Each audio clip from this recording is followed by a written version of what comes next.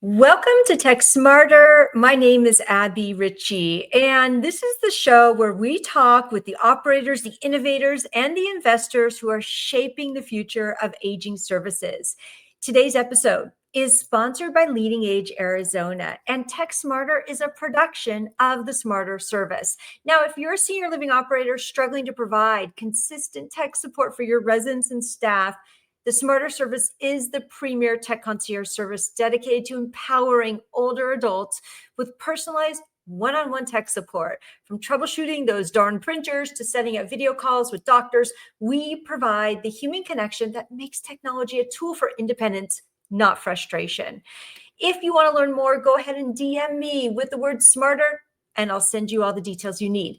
On today's episode, we're diving into the heart of the future of active aging with a man who is actively building it. My guest, Colin Milner, is the CEO of the ICAA, and he's truly a visionary who's leading the charge in redefining active aging.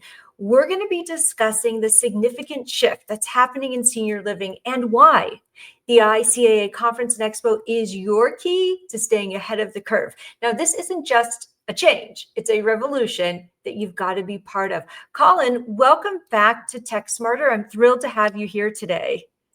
Well, thank you, Abbie. I'm thrilled to be here today. And, as they say, it's time to join the revolution, as you just said. Yeah, I like to be a little bit dramatic, but that's the artistry in me. So, Colin, you've been on the show a couple of times, and I'd love to have you on to talk about the conference and everything that's happening there. I want to start with some things that are new and significant about this year's conference. But first, for anyone who doesn't know you, could you please introduce yourself? Sure. My name's Colin Milner. I'm the CEO of the International Council in Active Aging. And 25 years ago, I started a journey to help change the way we age. And our organization is in 57 different countries. And we have 10,000 senior living communities that belong to us.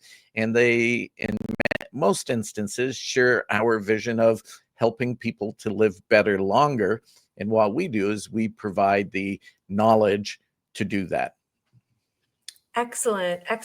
Yeah, there's such a lack of support and a lack of hands-on support in this field, and I've noticed that at the ICAA, with it just being 2 weeks away, how does the event provide that kind of support for wellness, for technology, and for communities? Well, Abbie, everything starts with knowledge. You to be relevant, you need to keep up to date, and that's really what the conference does. Is it brings you together with your peers to one, learn from thought leaders, and number two, also to learn from each other. And when you are with those around you, you can share your expertise and learn from them, but from the thought leaders who are implementing programs and services day in, day out, you're able to learn what some of these best practices are that you can take back and implement right away. And that is the number one thing that we always hear from attendees, is that the information is able to be implemented as opposed to just discussed. I love that. What would you say are some of the big changes that you're going to be implementing this year? Well, the big changes, for the conference is it's always about 50% of the conference is new speakers, new topics. For the industry, the focus is so much now in tech. Where technology plays in regards to management, in regards to customer experience, in regards to benchmarking. Technology basically is there in every single area. The question is how you use it to be more efficient and more human-centered, as opposed to the opposite.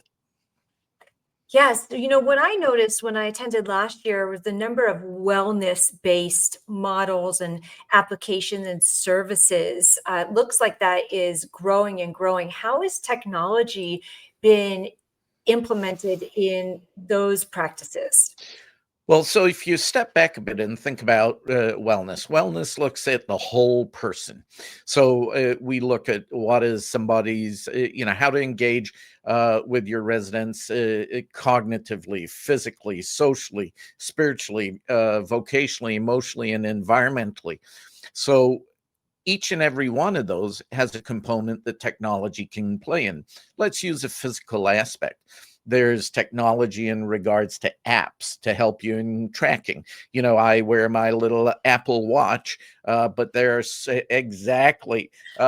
so many different technologies out there to help you track what you do.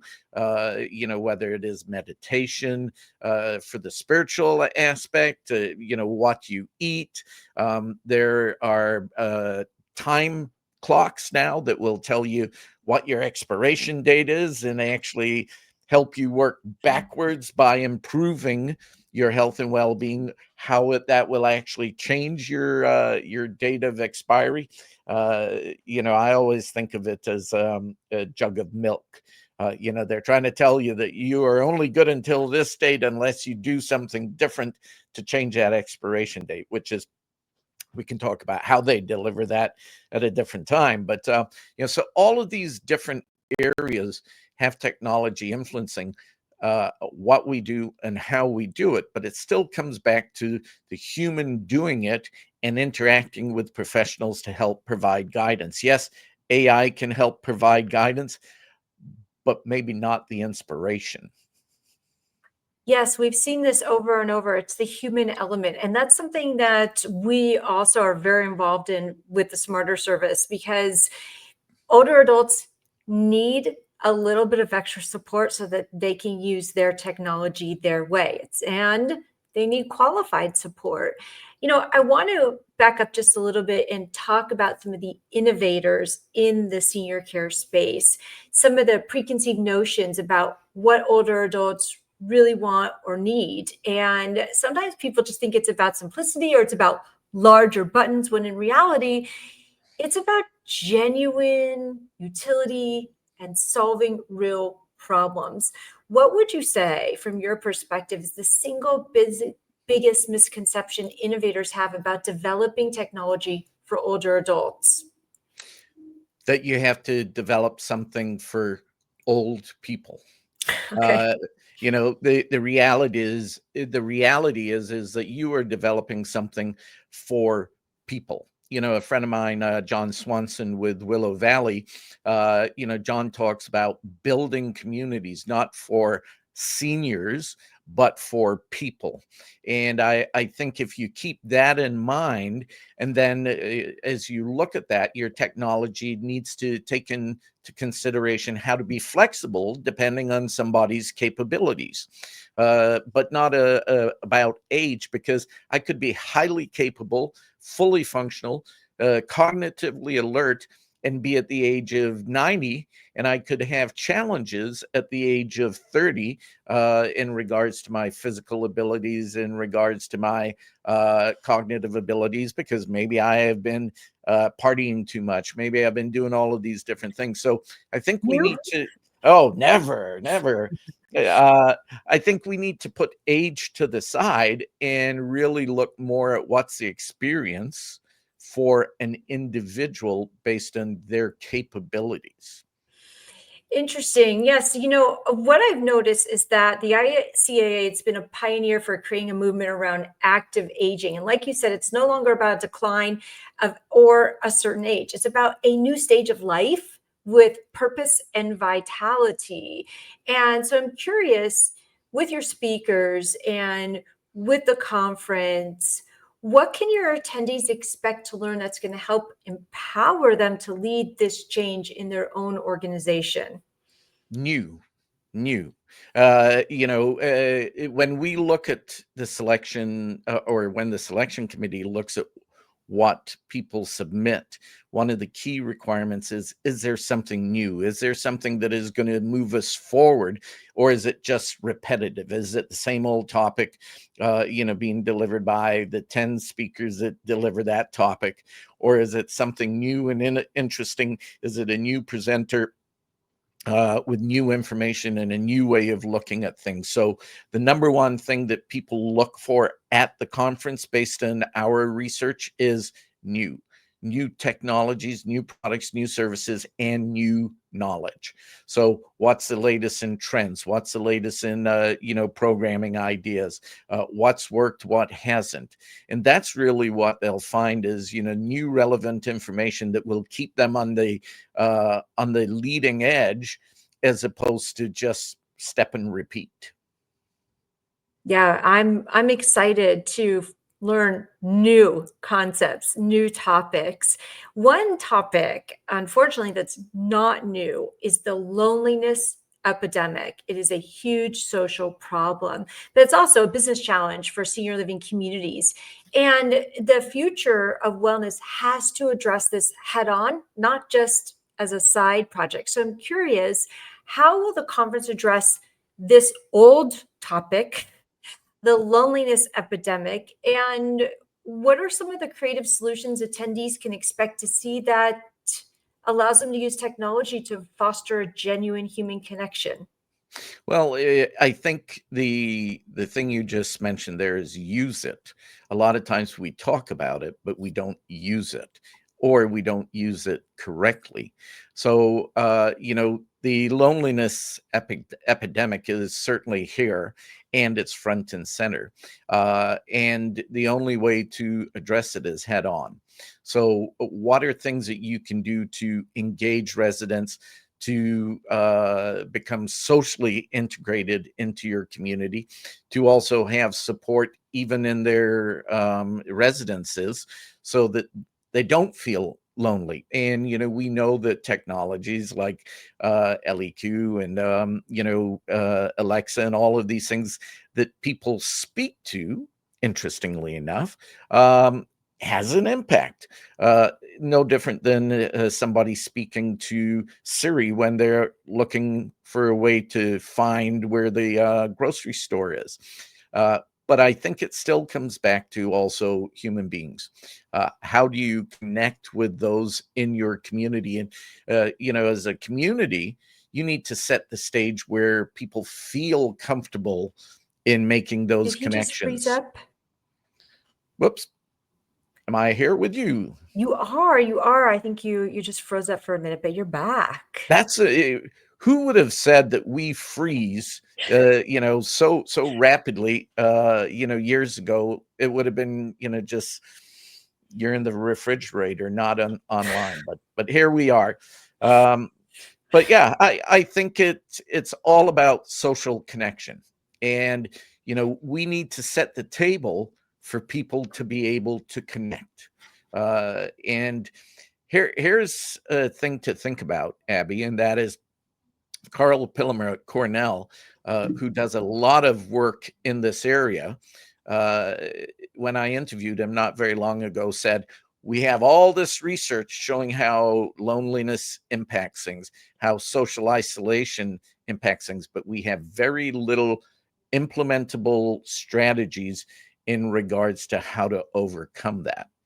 And, we think we do, but do they really work? So I found that a very interesting comment, that you could be socially isolated, living at home with, 5 generations around you, or you could be completely socially integrated with, LEQ or something like that, just simply having a chat. The Department of Aging in New York ran a study that showed 90+% of older adults felt more connected once they started to use that technology versus before. I love that concept. Thank you for mentioning that. It's really about taking the technology, adopting it, making it relevant for the person who's using it, and finding a way for them to use it so that it helps them connect with other people.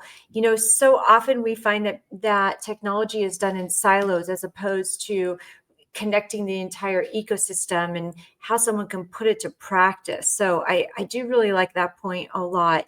I think so much of it also has to do with the education around it. It's one thing to say, these days we just get our devices. There's no manual. It's like you're leaving the hospital with a baby. Good luck, right?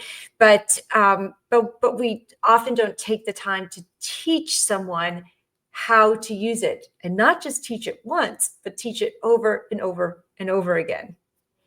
So think about this, and that is if I sit and use this 4 hours a day, could I also be connecting with people 4 hours a day?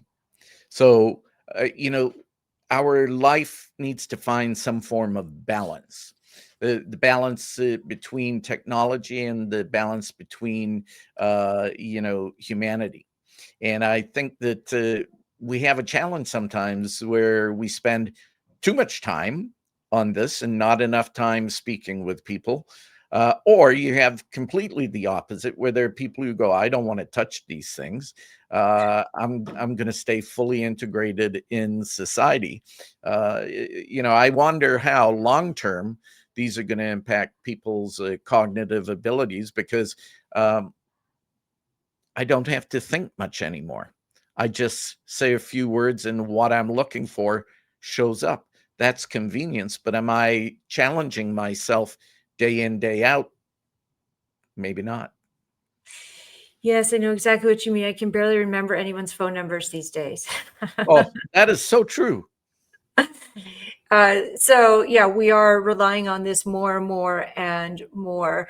I want to ask you, just from your position at the forefront of the industry, what have been some of the most unexpected trends you've seen emerge as organizations begin to embrace more technology? Oh, I think you begin to see things like exoskeletons. I experienced one myself when I was in Korea.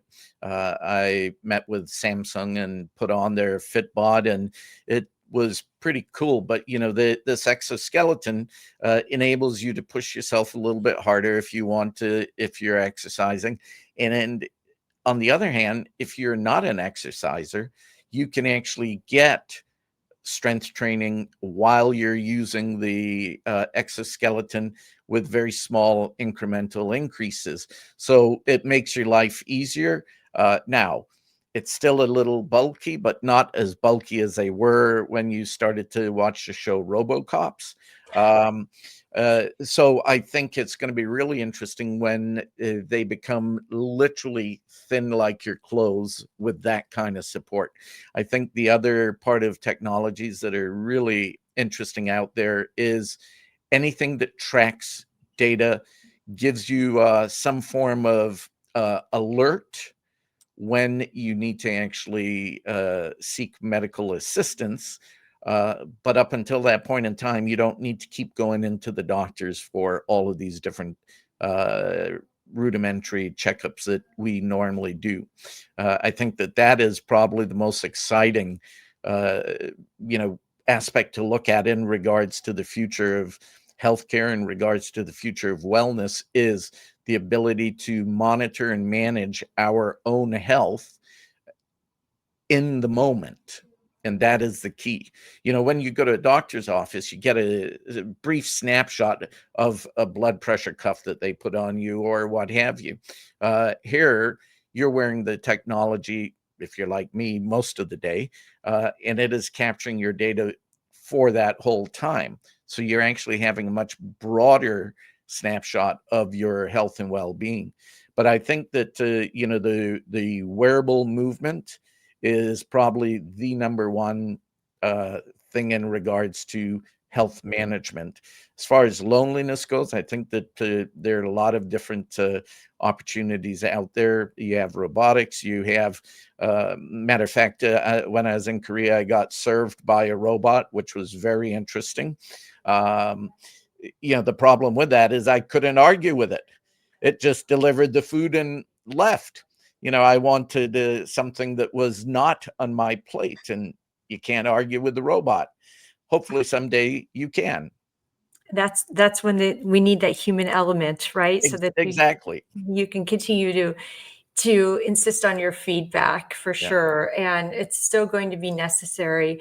Yeah, I love that. I do recall seeing the exoskeletons at CES over the past couple of years and seeing how much they have refined their process significantly. And the other part too is just seeing the data that's collected from them that can then be sent to physicians. It can be sent to families. It can be sent to your daughter who's always asking you to walk a little bit more, and just to make sure that you're following the physical therapist instructions. So that kind of data is so valuable. And ironically, like, we capture data like that when we're in communities so that we know what the biggest pain point is for the residents. And so that piece of capturing the data helps us serve people on such a deeper level over and over again. And I think the data is great. The question that I always ask people is, what are you going to do with it? So if you can provide guidance of what to do with that data and what data to do something with, because as you know, a simple watch, depending on all the different apps that you have, can give you so much data as an individual. And as a community, depending on what tools you have, you can gather so much data, it can be overwhelming. So how do you whittle it down to what is actually, one, usable, and two, important? And the other point too, that I see in so many communities is this ability to whittle it down to these 7 dimensions of wellness. I see this over and over and over again. Have you ever come across an example of a creative program that you've seen that integrates these multiple dimensions using technology? I think a lot of them nowadays are doing it, but they're using different technologies. So, you can use, as an example, your laptop. You can use your watch, and with your apps, let's use as an example the spiritual dimension of wellness. You can use a meditation aspect of it to connect with yourself and and meditate. The social connection, maybe your app is connecting you to others around so you can be connected. So I think there's a lot of technologies out there, the physical aspect for tracking and improving your workouts, monitoring your heart rate, all of the basics stuff. So there's a lot of apps that can help you do that in one place, whether it's your laptop or whether it's your watch or what have you. I always say, what do you actually need the technology to accomplish that you cannot? And use it to raise what you're doing as opposed to just duplicate what you're doing. Yes. Yes. I think it's easy to assume that everyone is using it or needs it for the same reason. I know that our tech concierge will often ask a resident, what do you use your devices for? And that question, like you pose, helps us to get to the root of how we can help a resident tap into the benefits of their technology. One thing I've seen when working with residents, especially if their family is around, is that a lot of times the family just wants to insist that a resident use the technology the way they're using it. And it's just not that way at all. It's for a completely different user. It doesn't mean it needs to be different tech. It just needs to be a different application. So I'm glad we're on the same page about that. But I want to ask you, as people are registering and maybe even considering continuing a registration, what's one key takeaway that leaders will be getting from the conference to ensure that their next wellness or their tech rollout is not just a success, but sustainable for their community? I think that that's going to be different for each and every person. However, one of the things that you may want to go into the event with is thinking about what are you lacking? What are you weak in? Mm. What are your challenges that you can take some of this information and address immediately? Or what are the new opportunities that you really haven't considered? So I think before you go to the event, you really want to sit down and take an internal audit of your community, of your organization, and think about what you want to walk away with before you get there, and then choose the sessions that will help you achieve that. Sometimes people go to conferences and it's like they're throwing darts at a dartboard. Oh, I'll go to that one. That sounds like it would be fun.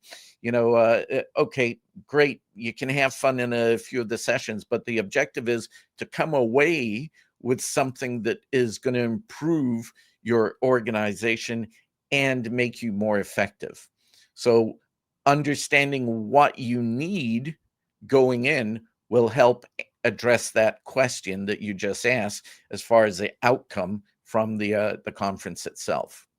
Yeah, I like that. That's a really good consideration. What are you lacking? What do you need to get from this conference instead of just trying to cover all your bases? So I do really appreciate that. Is there anything that you're particularly looking forward to for this conference coming up? Absolutely. I'm really looking forward to our keynote, Dr. Vonda Wright. I've had the pleasure of interviewing Vonda. She is an incredibly knowledgeable person. She will be speaking about, how really what she'll be focused on a lot is women's health, because she has a new book that has just come out called Unbreakable.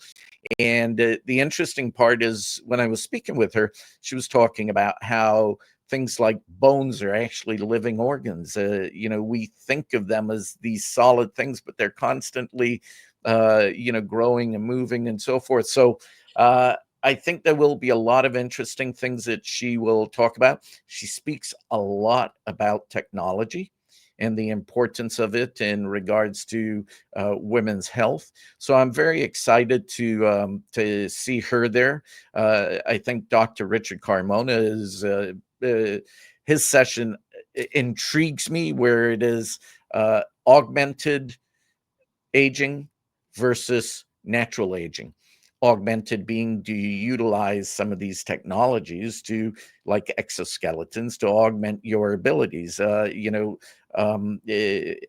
to augment how you address things cognitively instead of using your brain. So, how does all of this augmentation impact your quality of life versus if you were to just do it naturally without all of this augmentation? I think that will be a fascinating session.